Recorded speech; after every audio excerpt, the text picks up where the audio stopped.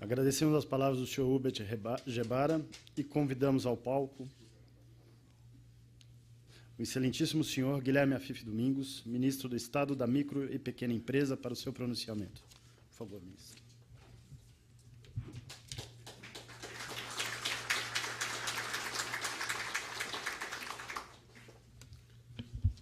Muito obrigado. Bom dia a todos e a todas. Minha cara Maria Helena Mauad, presidente da Associação Paulista Projeto Ampliar. Meu caro Hubert Gebara, vice-presidente de Administração Imobiliária e Condomínio do Secov, e que representa nesse ato o nosso querido amigo presidente Cláudio Bernardes. Deputado Ricardo Izar Júnior, deputado federal e presidente do Conselho de Ética da Câmara. Meu caro desembargador Antônio Carlos Malheiros, coordenador de Infância e Juventude do Tribunal de Justiça do Estado de São Paulo. Meu caro amigo Almir Pazianotto, ex-ministro do Tribunal Superior do Trabalho.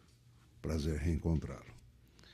Meu caro Felipe Locke Cavalcante, doutor Felipe Locke Cavalcante, procurador de Justiça do Ministério Público de São Paulo. Maria José Sawaia de Castro Pereira do Vale, representando o Fórum Paulista de Erradicação do Trabalho Infantil e procuradora do Ministério Público do Trabalho. Nosso amigo João Crestana, presidente do Conselho Consultivo do Secov, nosso querido Romeu Chap, presidente do Conselho Consultivo e presidente do Núcleo de Altos Temas do Secov, meu caro Sérgio Mauat, ex-presidente e membro do Conselho Consultivo do Secov, nosso amigo Luiz Gonzaga Bertelli, presidente do CIE, Centro de Integração Empresa e Escola, senhores representantes do Ministério Público, do Poder Judiciário, da sociedade civil, das associações e entidades de classe, minhas senhoras e meus senhores. Eu me dedico ao tema já há muitos anos. Na Assembleia Nacional Constituinte, eu na época era presidente da Associação Comercial e com grande contato com todos os movimentos que cuidam e cuidavam dos menores, principalmente no Rotary, o trabalho dos campi, no interior, as guardinhas municipais, que eram pessoas dedicadas a esse trabalho de orientação do menor para o mercado de trabalho. E na época da Constituinte, nós precisamos inserir no texto constitucional o conceito do trabalho do menor. E foi assim que foi inserido no texto: é proibido todo e qualquer trabalho a menores de 14 anos, com exceção do menor aprendiz. Ponto. A ser regulamentado por lei. E aí, este processo começou a sofrer alterações após a Constituição. A Constituição falava de trabalho de menor de 14 anos. Depois veio uma emenda constitucional que passou esse trabalho aos menores de 14 anos, com um aprendiz a partir dos 14, proibindo o trabalho de menores de 16 anos, com um aprendiz a partir dos 14. Só que não se regulamentou o aprendiz por alguns anos. E aí começa o grande drama e problema do trabalho do menor. Eu vou apresentar a vocês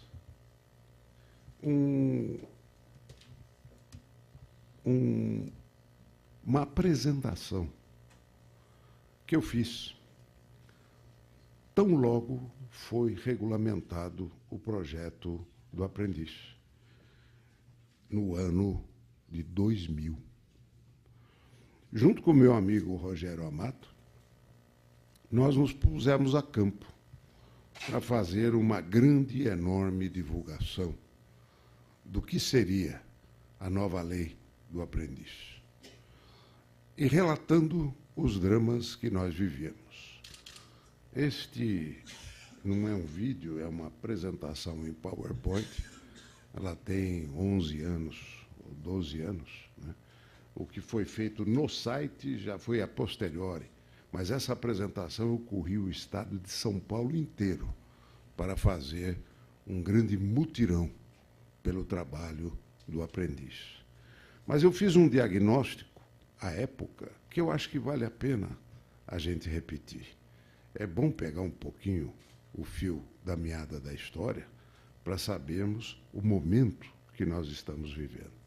Por favor, alguns exemplos da época, quando eu citava a novela, eram novelas da época. Portanto, levando em conta os conceitos do tempo, né, eu acho que está absolutamente atual. E os convido a ouvir. Isso estava no site do Degrau, né, e é uma apresentação onde tem a minha voz ao fundo e explicando com os slides. Eu pediria um pouquinho de paciência e a gente ouvir, até porque tem um interesse histórico nesta apresentação. Por favor. Para entendermos a importância estratégica desse movimento, é necessário fazer um diagnóstico da nossa realidade social. Vamos dividir a sociedade em 4 grandes setores. Primeiro setor, o poder. Ele pode ser federal, estadual e municipal, executivo, legislativo e judiciário.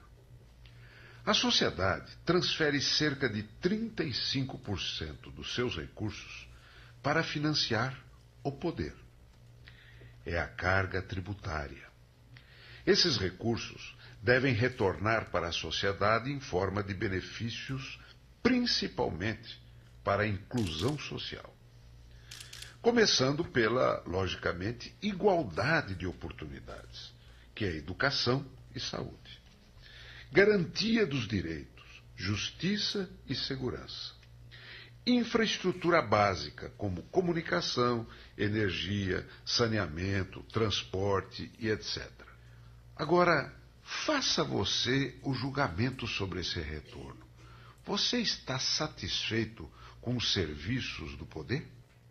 Segundo setor, os empreendedores econômicos, da indústria, comércio, serviços, agricultura e os profissionais liberais.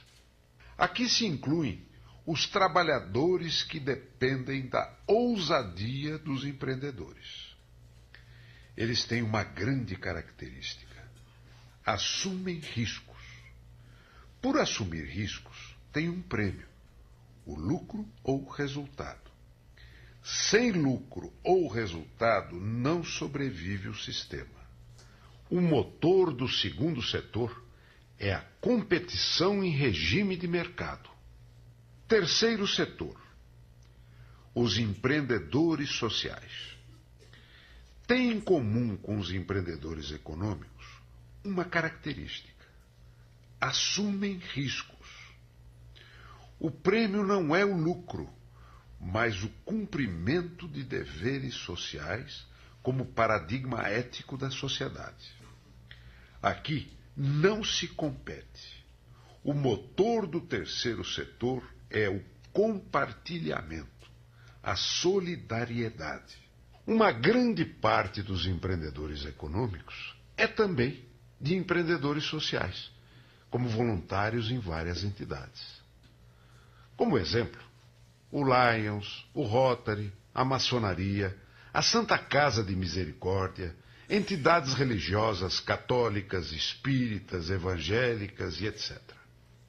Esses são os agentes de interseção que unem o segundo e o terceiro setores.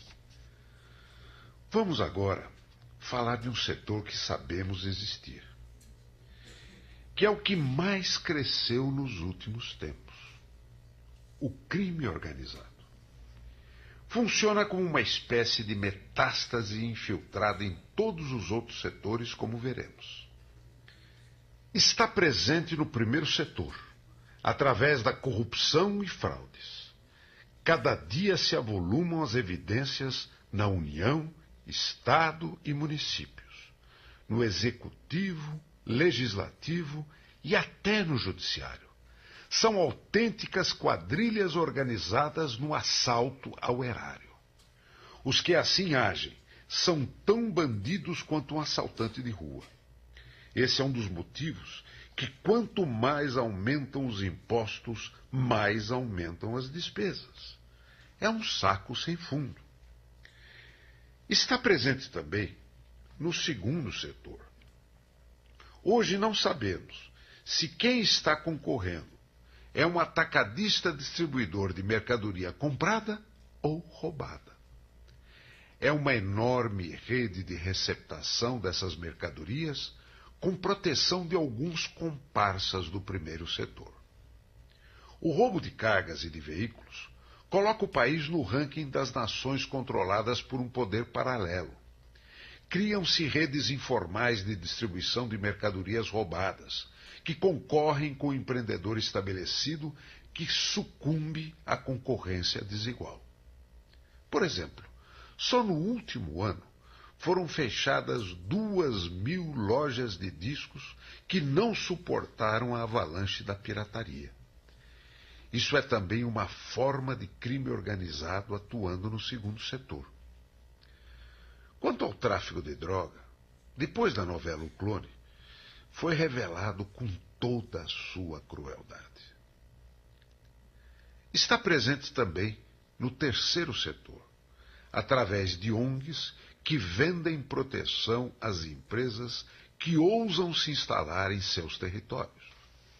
Com o recurso arrecadado, fazem um grande trabalho social entre os mais pobres, para conquistar a simpatia dessas populações. Pela televisão, vemos que o povo se revolta com a polícia quando prende os líderes do tráfico em seu território. Com esses fatos, o segundo e o terceiro setores estão sofrendo uma forte pressão. De um lado, o primeiro setor, com cada dia mais e pesados impostos e taxas de juros escorchantes. Do outro lado, o quarto setor crescendo e concorrendo impunemente com a conivência de algumas áreas do primeiro setor. O resultado, aí está. Encolhimento dos setores formais, produtivos e assistenciais, e o crescimento do Estado, ineficiente, e do crime organizado. Essa realidade é o cerne da explosão da violência como escola, pois atinge mais duramente um enorme segmento da nossa sociedade. Os adolescentes de 14 a 18 anos. Nunca em nossa história tivemos um contingente tão significativo de força potencial de trabalho e produção como desses jovens. Só que estão chegando ao mercado de trabalho quando este está se encolhendo. Além disso, pela comunicação de massa, ele está sendo bombardeado por uma sociedade de consumo que o convida a possuir os bens e serviços sem lhes dar perspectivas de como ganhar. Os jovens de todos os níveis sociais sabem tudo sobre consumir e quase nada sobre como ganhar, pois não têm perspectivas. Cria-se a frustração, matéria-prima para a violência. Como a expectativa de emprego nos setores organizados é nula, há um desemprego de 50% nesse segmento. Quem está ensinando o adolescente a abrir a bala o caminho do seu futuro é o quarto setor, o crime organizado. Esse fato é ainda mais agravado por equívocos de política pública, que geraram muita confusão e dúvida, não só para as entidades assistenciais, como também para os empreendedores empregadores. Uma emenda constitucional elevou a idade mínima para 16 anos. Antes era de 14 anos.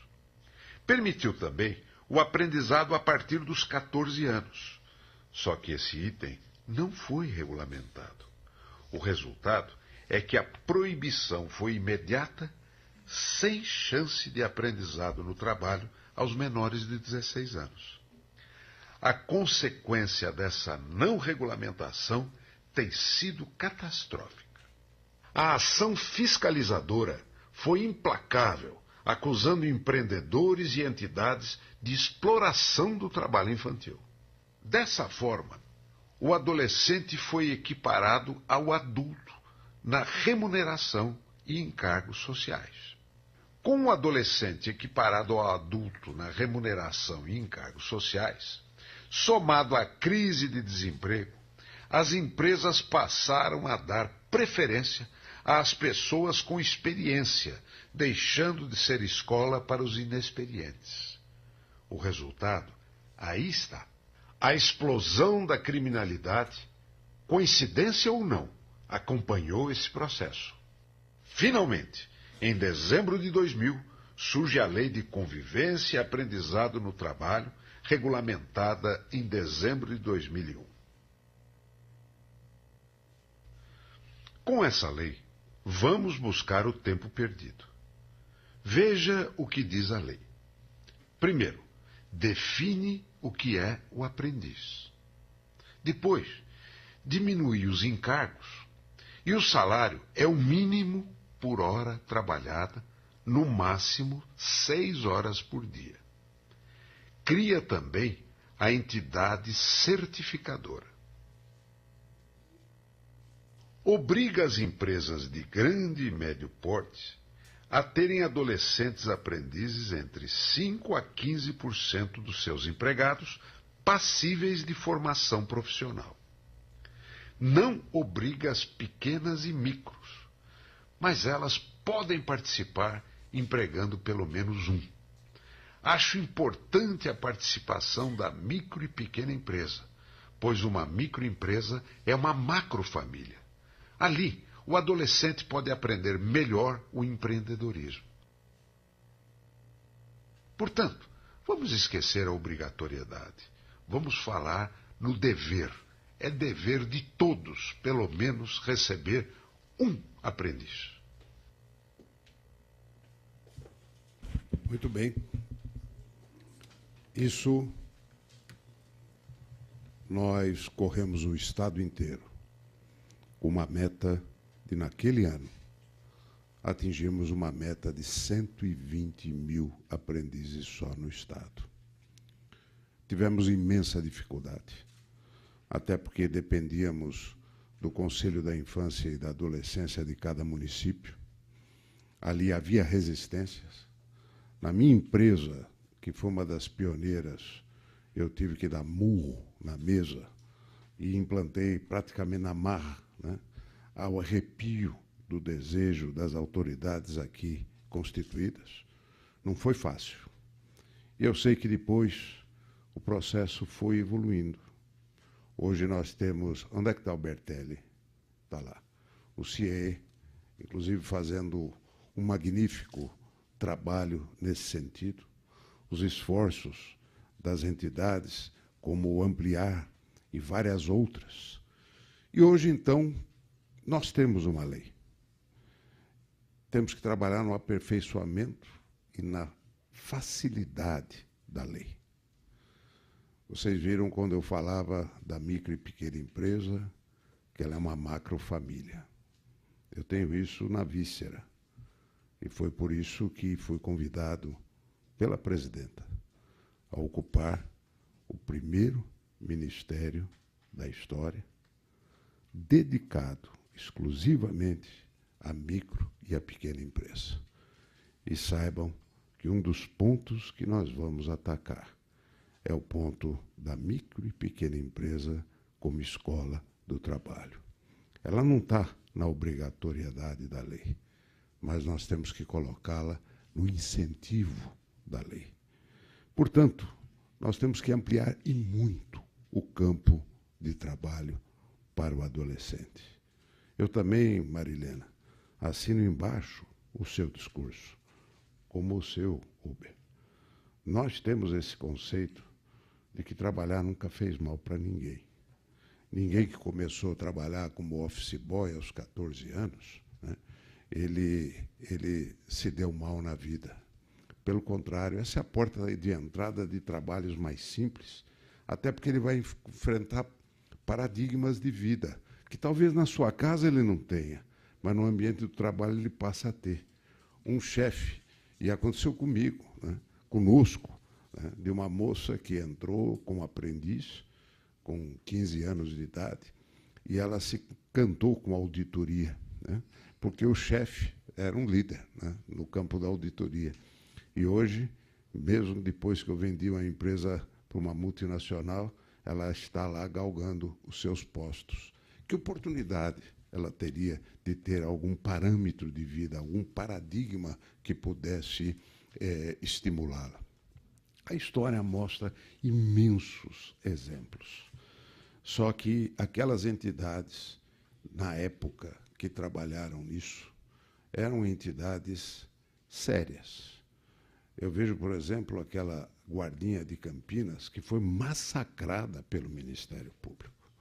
E depois, o próprio Ministério Público, que foi o promotor que fez a lei. Ele era de Campinas, hoje ele é um juiz. O nome dele, tá me escapando, o Ricardo Tadeu, grande figura, uma pessoa extraordinária, que eu acho que todos nós devemos conhecer. Ele foi vendo de perto que aquilo havia uma injustiça contra aquela onda, e foi exatamente a regulamentação deste tipo de relacionamento para fazer as guardinhas, o CAMP, como entidades certificadoras do acompanhamento do trabalho deste menor. A lei é boa, a lei é boa. O que nós precisamos agora é fazer um grande mutirão da sociedade em razão do problema da violência. Eu, na Constituinte, o DIAP me deu nota 0 por um monte de... Eu tenho orgulho disso. Um monte de votações que eles falavam contra o povo. Eu tive a coragem de votar contra o voto aos 16 anos. E me perguntaram por quê. Daqui a pouco vocês vão querer baixar a maioridade penal também, porque quem vota pode ser condenado. Esse raciocínio é simples. A história virou 25 anos depois, estamos debatendo isso agora. E eu vou declinar o meu ponto de vista. Acho que nós não devemos, genericamente, baixar a maioridade penal. Ela tem que ser especificamente. Ela deve ser em função do segundo delito. Sempre nós temos que dar uma chance a esse menor. No segundo, grave, ele passa a ser equiparado ao adulto. Mas não mexemos na lei de forma genérica. Seria uma irresponsabilidade da nossa sociedade. Portanto, mesmo contra a corrente, já fui contra a corrente várias vezes, não tem importância.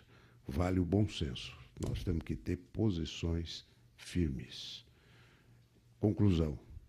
Vamos, todos nós, abraçarmos de corpo e alma a lei do aprendizado e vamos procurar, se há alguma modificação a fazer, e esse debate do dia a dia, na prática, do que nós podemos fazer para desatar os nós que, por acaso, tenham na legislação no dia a dia.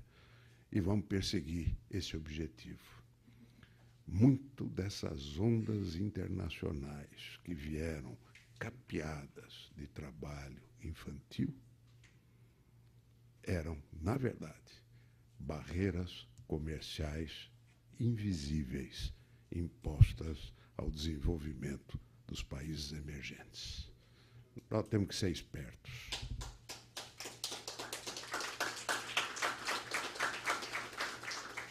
É importante proteger a infância e a adolescência, sim. mas não usá-la como instrumento de concorrência econômica. Muito obrigado.